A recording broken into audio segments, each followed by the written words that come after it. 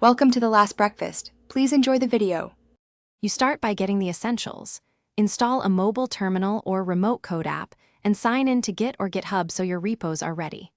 Generate or import SSH keys, enable two-factor authentication, and grant storage access so files sync. Once done, pick whether to run a local lightweight editor or connect with the remote VS Code client.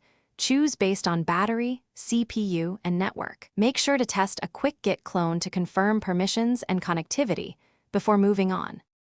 You now configure the core workflow.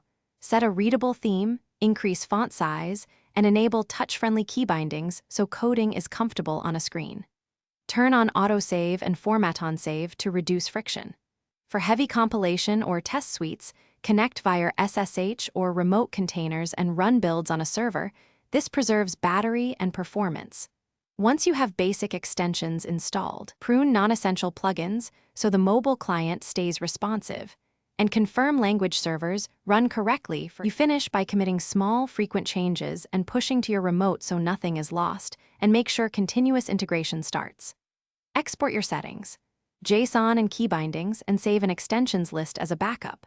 If something breaks, lag, failed auth, or missing IntelliSense, restart the mobile app and remote service, reissue SSH keys if needed, and check network connectivity plus logs for errors.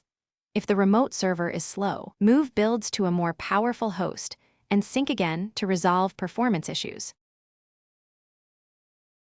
Thanks for watching. If this was helpful, leave a like and consider subscribing. See you next time.